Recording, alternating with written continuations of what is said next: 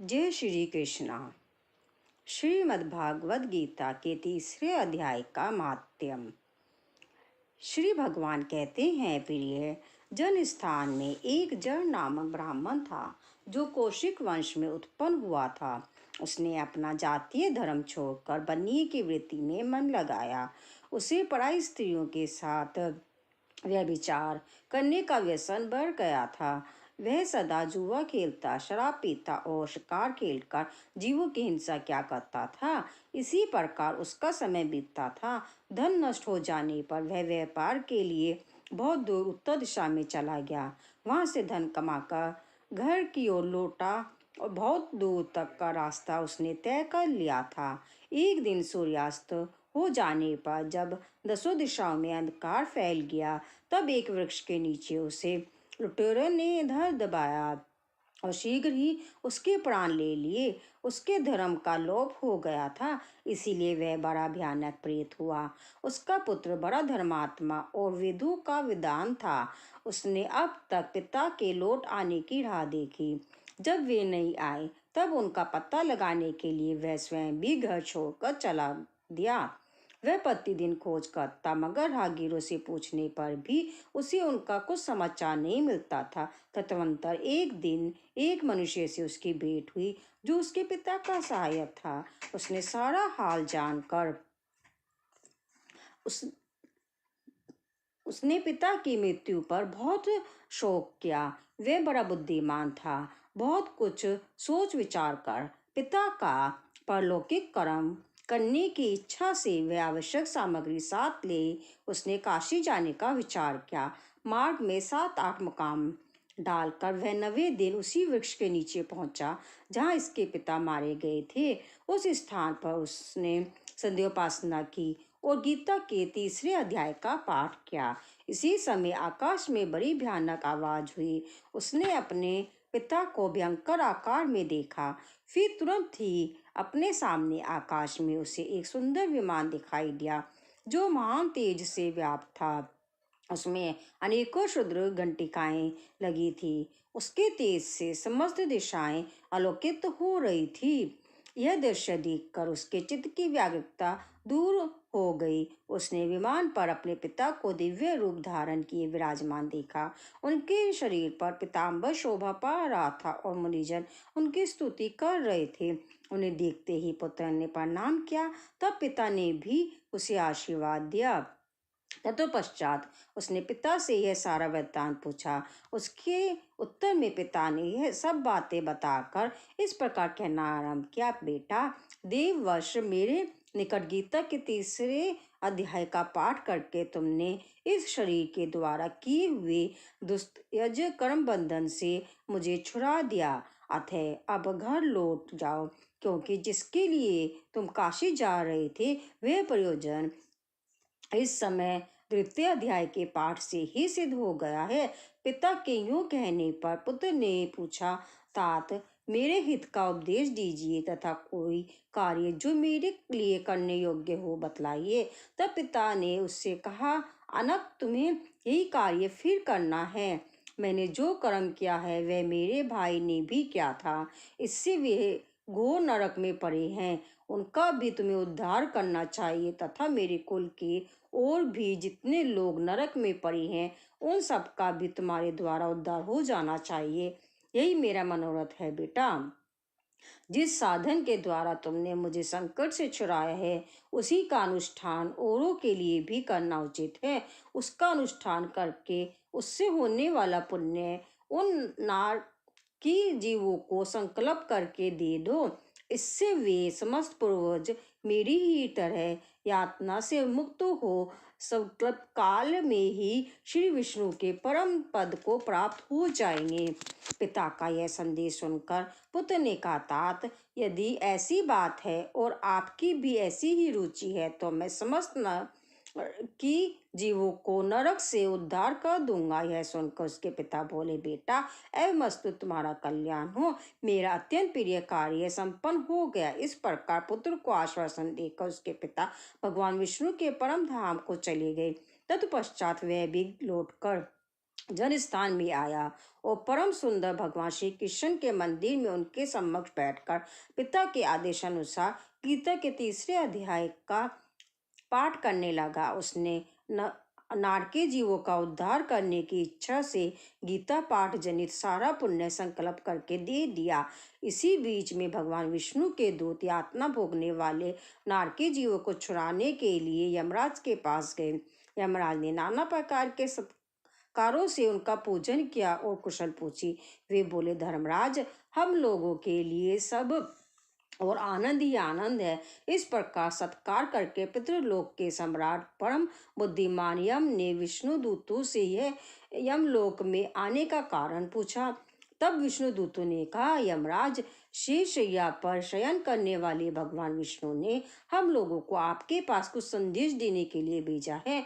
भगवान हम लोगों के मुख से आपकी कुशल पूछते हैं और यह आज्ञा देते हैं कि आप नरक में पड़े हुए समस्त प्राणियों को छोड़ दें। अमित तेजस्वी भगवान विष्णु का यह संदेश सुनकर यम ने मस्तक झुकाकर उसे स्वीकार किया और मन ही मन कुछ सोचा। तत्पश्चात मदनमत नारकी जीवों को नरक से मुक्त देखकर उनके साथ ही वे भगवान विष्णु के वास स्थान को चले। यमराज श्रेष्ठ विमान के द्वारा जहाँ श्री सागर है वहां जा पहुंचे। उसके भीतर कोटि कोटि सूर्यों के समान कांतिमान नीलकमल दल के समान श्याम सुंदर लोकनाथ जगत गुरु श्री हरि का उन्होंने दर्शन किया। भगवान का तेज उनकी शैया बने हुए शीशनाग के फनों की मनियों के प्रकाश से दुगना हो रहा था। वे आनंद युक्त दिखाई दे रहे थे। उनका हृदय प्रसन्नता से परिपूर्ण था। भगवती लक्ष्मी अपनी सरल चितवन से प्रेम पूर्वक उन्हें बार बार निहार रही थी। चारों ओर योगी जन भगवान की सेवा में खड़े थे। उन योगियों की आंखों के तारे ध्यानस्थ होने के कारण निश्चल प्रतीत होते थे। देवराज इंद्र अपने विरोधियों को परास्त करने के उद्देश्य से भगवान की स्तुति कर रहे थे। ब्रह्मा जी के मुख से निकले वे वेदांत वाक्य मूर्तिमान होकर भगवान के गुणों का गान कर रहे थे। भगवान पूर्णतः संतुष्ट होने के साथ ही समस्त योनियों की ओर से उदासीन प्रतीत होते थे। जीवों में से जिन्होंने योग साधन के द्वारा अधिक पुण्य संचय किया था उन सबको एक ही साथ वे कृपा दृष्टि से निहार रहे थे। भगवान अपने सर्वभूत अखिल चराचर जगत को आनंद पूर्ण दृष्टि से अनुमोदित कर रहे थे। शेषनाग की प्रभा से उद्दसित एवं सर्वज्ञ व्यापक दिव्य विग्रह धारण किए नील कमल के सदस्य श्याम वर्ण वाले श्री हरि ऐसे जान पड़ते थे मानो चांदनी से घिरा हुआ आकाश सुशोभित हो रहा हो। इस प्रकार भगवान की झांकी करके यमराज अपनी विशाल बुद्धि के द्वारा उनकी स्तुति करने लगे। यमराज बोले, संपूर्ण जगत का निर्माण करने वाले परमेश्वर, आपका अंतःकरण अत्यंत निर्मल है। आपके मुख से ही वेदों का प्रभुभाव हुआ है। आप ही विश्व स्वरूप और इसके विधायक प्रभु हो। आपको नमस्कार है। अपने बल और वेग के कारण जो अत्यंत दुर्द पतित होते हैं ऐसे दान वेदों का अभिमान चूर्ण करने वाले भगवान विष्णु को नमस्कार है।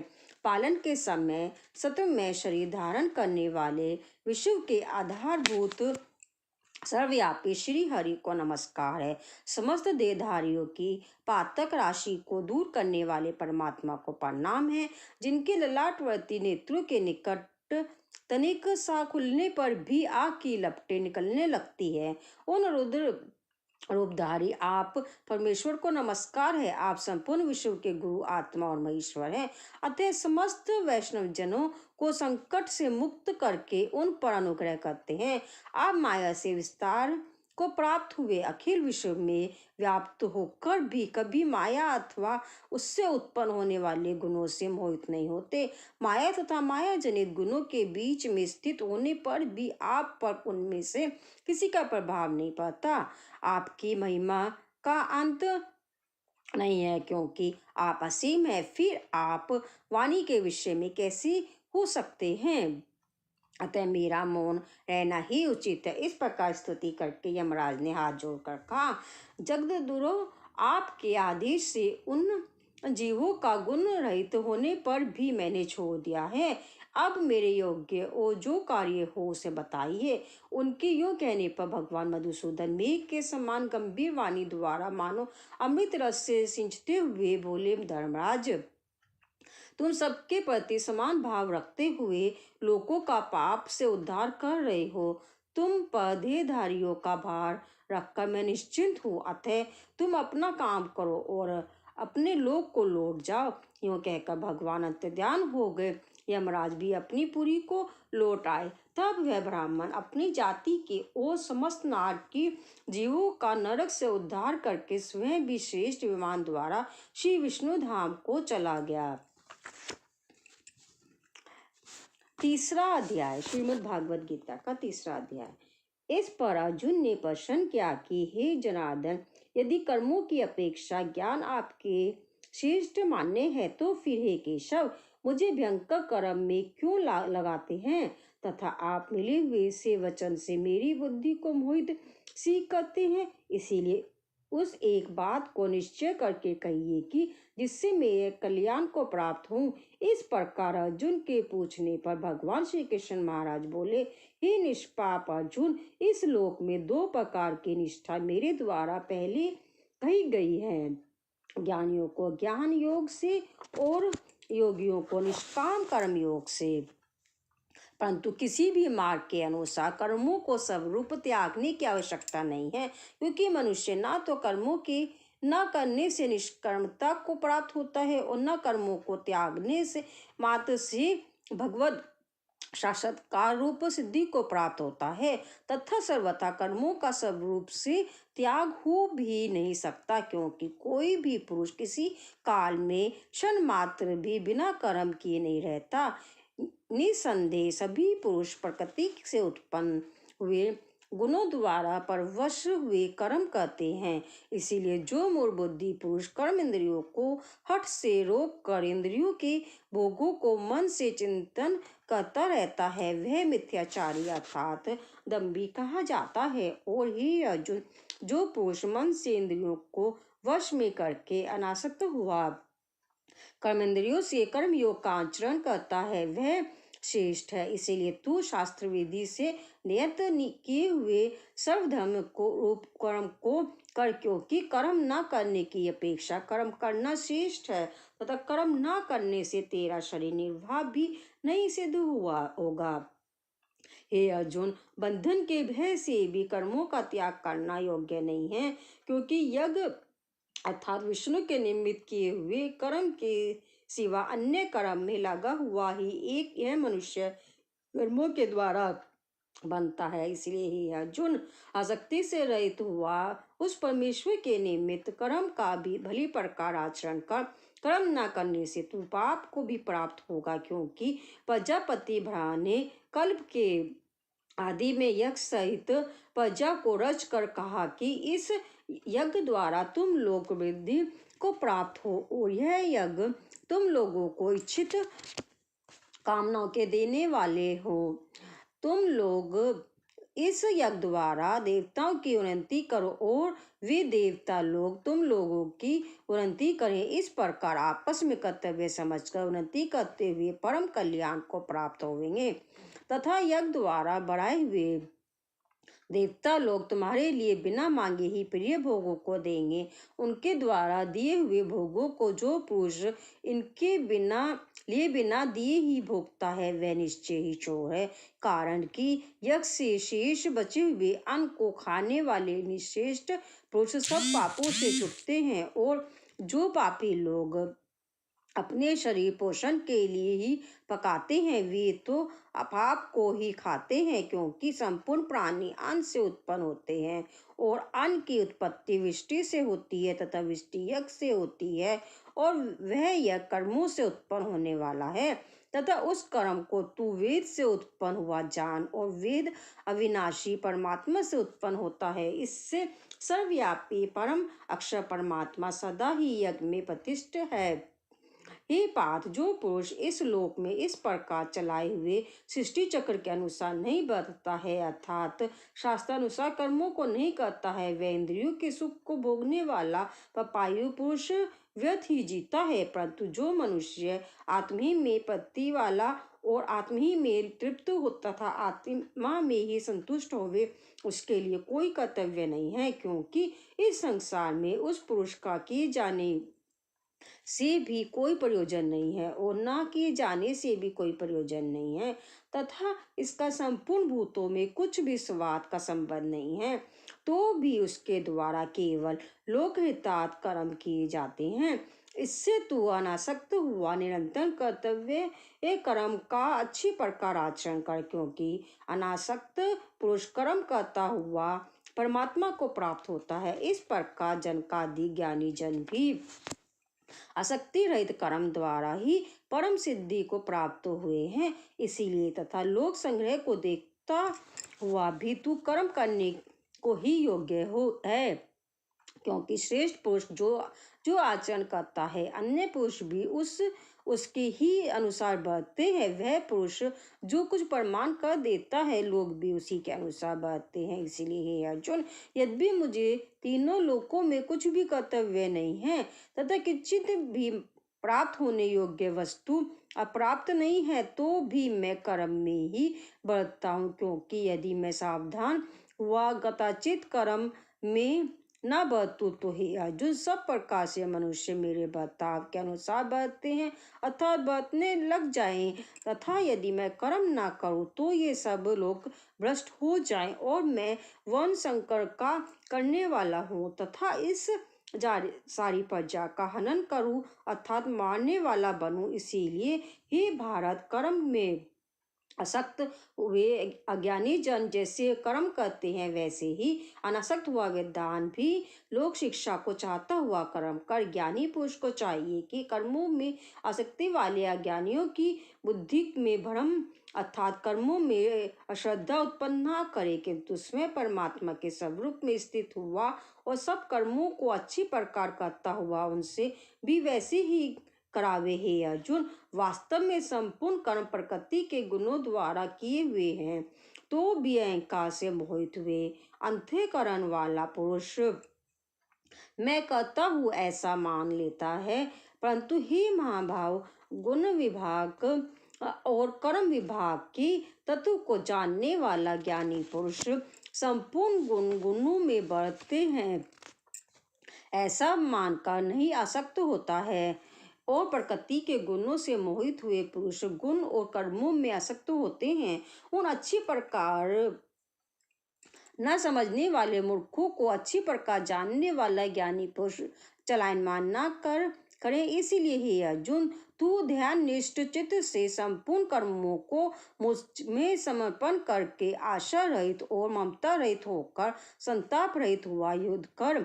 हे अर्जुन, जो कोई भी मनुष्य दोष बुद्धि से रहित और श्रद्धा से युक्त हुए सदा ही मेरे इस मत के अनुसार बरतते हैं, वे पुरुष संपूर्ण कर्मों से छूट जाते हैं। और जो दोष दृष्टि वाले मूर्ख लोग इस मेरे मत के अनुसार नहीं बरतते हैं, उन संपूर्ण ज्ञानों में मोहित चित्त वालों को तू कल्याण से भ्रष्ट हुए ही जान, क्योंकि सभी प्राणी प्रकृति को प्राप्त होते हैं अर्थात अपने स्वभाव से परवश हुए कर्म करते हैं। ज्ञानवान भी अपनी प्रकृति के अनुसार चेष्टा करता है, फिर इसमें किसी का हट क्या करेगा। इसीलिए मनुष्य को चाहिए कि इंद्रियों के अर्थ में अर्थात सभी इंद्रियों के भोगों में स्थित जो राग और द्वेष है, उन दोनों के वश में नहीं होवे, क्योंकि इसके वे दोनों ही कल्याण मार्ग में विघ्न करने वाले महान शत्रु हैं। इसीलिए उन दोनों को जीत कर सावधान हुआ सर्वधर्म का आचरण करें, क्योंकि अच्छी प्रकार आचरण किए हुए दूसरे के धर्म से गुण रहित भी अपना धर्म अति उत्तम है। अपने धर्म में मरना भी कल्याणकारक है और दूसरे का धर्म भय को देने वाला है। इस पर अर्जुन ने पूछा कि हे कृष्ण, फिर यह पुरुष बलात् लगाए हुए के सदर्शना चाहता हुआ भी किस से प्रेरणा हुआ पाप का आचरण करता है। इस प्रकार अर्जुन के पूछने पर श्री कृष्ण महाराज बोले, हे अर्जुन, रजोगुण से उत्पन्न हुआ यह काम ही क्रोध है। यह ही महाअशन अर्थात अग्नि के सदस्य भोगों से न तृप्त होने वाला और बड़ा पापी है। इस विषय में इसको ही तू वैरी जान। जैसे धुएं से अग्नि और मल से दर्पण ढका जाता है तथा जैसे गर्भ ढका हुआ है, वैसे ही उस काम के द्वारा यह ज्ञान ढका हुआ है। और ही अर्जुन, इस अग्नि सदस्य ना पूर्ण होने वाले काम रूप ज्ञानियों के नित्य वैरी से ज्ञान ढका हुआ है। इंद्रियों, मन और बुद्धि इस काम के वास स्थान कहे जाते हैं और यह काम इन मन, बुद्धि और इंद्रियों द्वारा ही ज्ञान को आच्छादित करके इस जीवात्मा को मोहित करता है। इसीलिए ही अर्जुन, तू पहले इंद्रियों को वश करके ज्ञान और विज्ञान के नाश करने वाले इस काम पापी को निश्चय पूर्वक मार। और यदि तू समझे कि इंद्रियों को रोककर काम रूप वैरी को मारने की मेरी शक्ति नहीं है, तो तेरी यह भूल है, क्योंकि इस शरीर से तो इंद्रियों को पर श्रेष्ठ, बलवान और सूक्ष्म कहते हैं और इंद्रियों से पर मन है और मन से भी पर बुद्धि है और जो बुद्धि से भी अत्यंत पर है वह है आत्मा। इस प्रकार बुद्धि से पर अर्थात सूक्ष्म तथा सब प्रकार बलवान और श्रेष्ठ अपने आत्मा को जानकर और बुद्धि के द्वारा मन को वश में करके हे महानुभाव अपनी शक्ति को समझकर इस दुर्जय काम रूप शत्रु को मार। इति श्रीमद् भागवत रूपी उपनिषद एवं ब्रह्म विद्या तथा योग शास्त्र विषयक श्री कृष्ण और अर्जुन के संवाद में कर्म योग नामक तीसरा अध्याय समाप्त।